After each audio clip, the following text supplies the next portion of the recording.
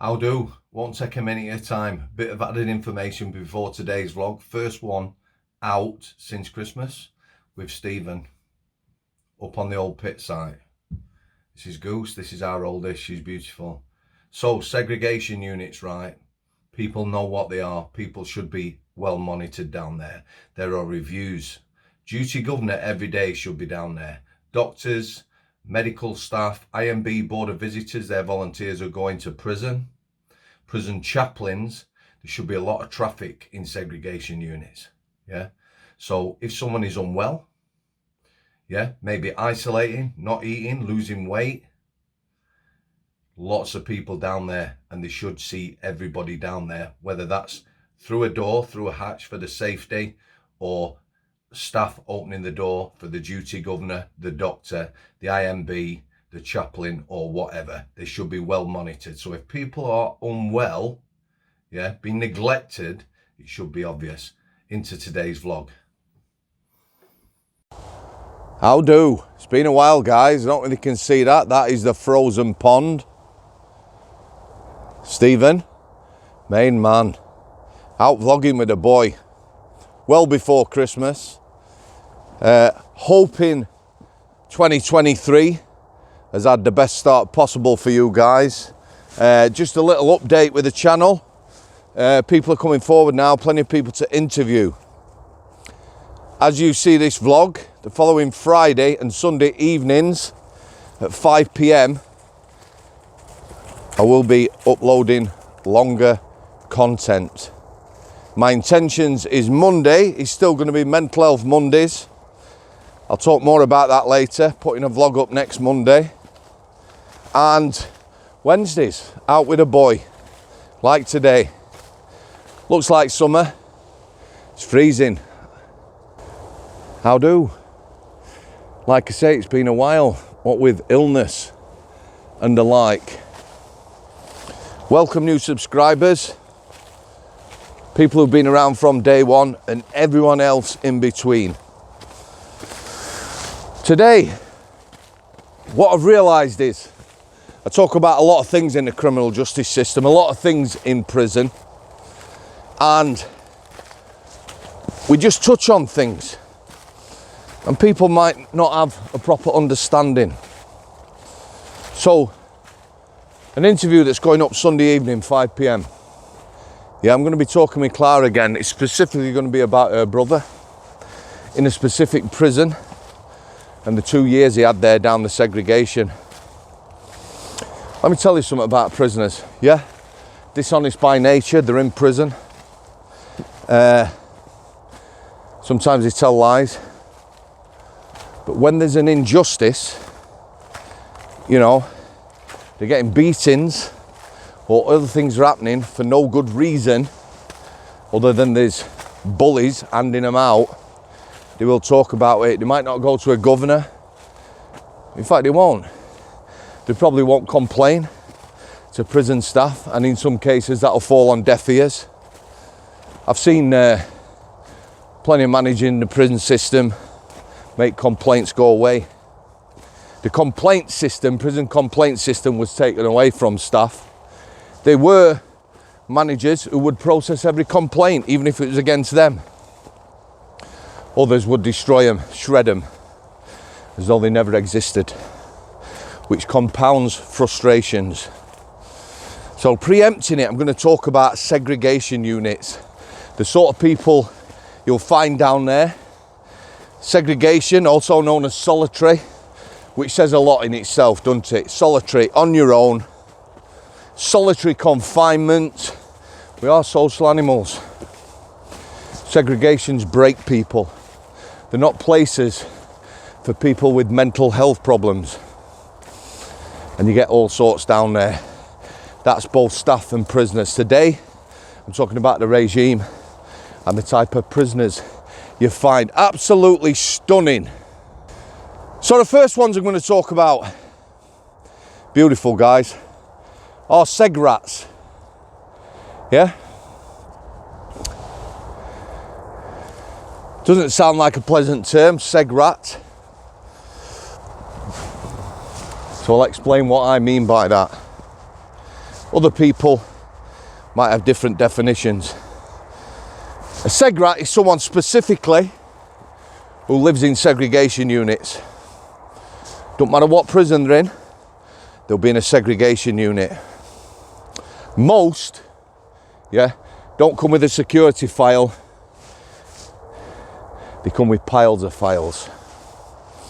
A lot of quite dangerous individuals. That don't necessarily mean, they're of a size and nature where they can hurt people, although many are. They can be very manipulative and very clever. The sort of people who will have on file dirty protests. Again, a lot of people don't understand dirty protests. That's using your own excrement, feces, shite, whatever you want to call it. Might just be on the walls of your cell. Might be on you. Could be everywhere. On you, on the walls. Puts a barrier between staff. Not pleasant to deal with. An absolute assault on the senses. Alongside that, cell fires. Talked about cell fires. Scary as fuck. Frightening. You go to a cell, it's on fire. Maybe it's been going a couple of minutes. Bedding, things like that, they go up pretty quickly. Terrifying, absolutely terrifying. Adrenaline, it's a shocker. It really is a shocker. Flooding cells, damaging cells. We haven't even talked about things they do to staff. Might involve bladed weapons. Absolutely stunning today. Very, very dangerous individuals. It can mean anything, capable of anything, and very unpredictable. Does that mean these lads and lasses dangerous and unpredictable all the time? Very much so. But they might have settled periods. Somebody might come from Franklin Block, where they've been setting fires, dirty protests and assaulting staff for 6 months. They land in Strangeways or some other prison, change your staff, change your circumstances. You'll hear nothing from them. You won't get them out your segs. And looking at some of the individuals I met, the seg is the best place for them. But they don't suffer. They don't suffer mentally. Although, at some point, anyone doing long term in prison, staff included, is going to suffer some mental health hardship. The regime down the seg, they love the regime. So here's the thing, if you live there, there's no association. You don't associate with other prisoners. You can talk, out your windows and that, which some do, but what you get in the seg is a shower offered to you every day. You will get a phone call every day if you want one. You get your meals provided, you get an hour's exercise. And let me tell you, a lot of these lads, I don't know about lasses, never been in lasses prison, but a lot of these lads are incredibly fit. Their hour's exercise, they will be on the yard, they'll be doing circuits, they'll be doing sprints, burpees, press up, the lot. They train for an hour, super fit. An hour's fitness every day, they get the meals provided, they get a shower, they don't need anything else. Super dangerous individuals. Then we get the new type of seg rat. Started coming in, Not dangerous. Might not even have a security file. But here's what happens, Joe Blogg's on the wing. Might be a bit of a poor coper. Gets in debt. Does something to get off the wing, whatever it may be. Abusive to staff, refuses to go behind his door.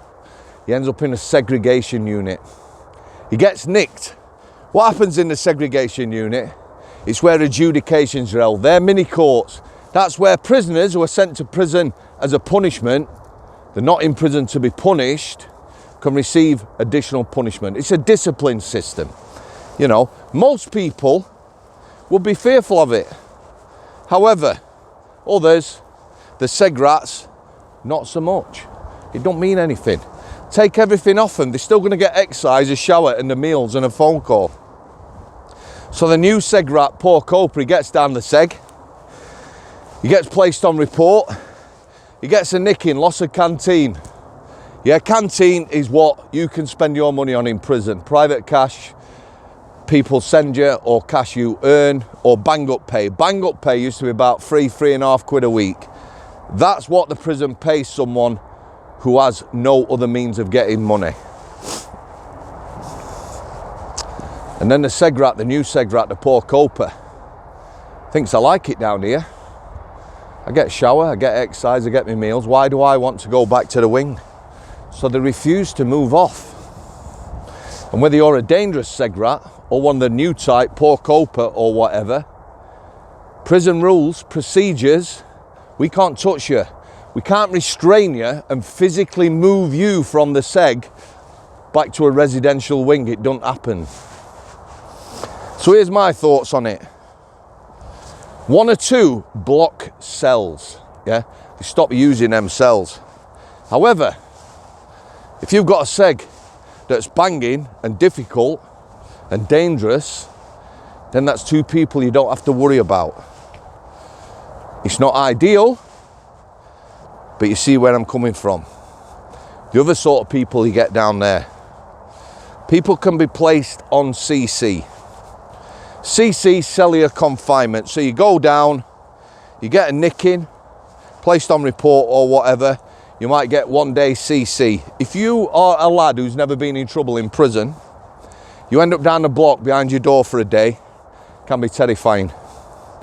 I've seen people get a day, 3 days, 7 days, 14 days, 21 days, CC, cellular confinement. It is what it says. One of the other rules, people can be kept in segregations, I'm just going to return to the view, is good order or discipline. Main man, GOAD, it used to be called, good order and discipline, now good order or discipline. Let me give you a couple of examples, one of them being real. We had a lad come into prison, a well-known lad, Andy lad, he could fight. Somebody had labelled him a grass, yeah? In reception, the decision was made to keep him in the segregation unit on good order. He wanted to go to the wing. I'm not scared of anyone, I'll fight anyone. If we'd have put him on a residential wing, there would have definitely been fights. He might have got rushed, mob-handed, assaulted, but it was definitely going to kick off. So for the good order of the prison, he was placed in the segregation unit. He was eventually transferred to another prison outside Manchester, where possibly he won't be as well known. You've got someone on a wing inciting people. You know, might be a big head in Manchester, big family member, gang member, threatening to kick it off. Yeah, saying he's going to get people to riot or mutiny. Bam, he's down the block on good order. For the good order of the prison, yeah, to keep the prison calm, to stop it kicking off, he's held down there on good order. So you see where I'm coming from. There's people on punishment. You've got your Segrats, both types, modern, poor copers and the like, and your dangerous ones. Good order, CC. So you have a mix down the segregation.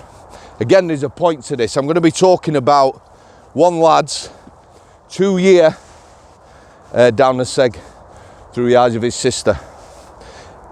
Like I said, prisoners, they will tell you things that have happened to them. If they've been abused, treated poorly, battered, they're not necessarily going to kick back against the system, but they will tell you. So that's the segregation. Yeah. From an officer's point of view, daily regime, most segregations might be different times. First thing in the morning, showers. Yeah. You'll ask people whether they want a phone call, whether they want exercise. You'll get on with them. 10 o'clock, adjudications might start. Run for 2 hours. That's people coming down there, placed in holding cells, getting nickings placed on report. Some, if they space, the punishment might dictate they stop with you. Yeah? those adjudications might carry on after dinner. If not, you will continue the regime. Yeah, more showers, might be some exercise, and usually afternoon, evening phone calls, staff permitting. Every segregation unit, Monday to Friday, that's what happens. Saturday mornings, adjudications again. In the afternoon, continue the regime. And Sundays, having worked down there, were boring. Showers, exercise, phone calls. I worked nearly 12 months in a segregation unit. It weren't a job for me. I'll talk about my experiences later. Anyway, I've waffled enough. Like I say, long content Friday. Long content Sunday evening, 5 p.m. Thank everyone for the support again. Everyone who's contributed, guests past, present and future. Everyone who supports me on Patreon, everyone who's bought me a brew. Right, parting shot. Sunday evening, 5 p.m. Real life experiences. Al City.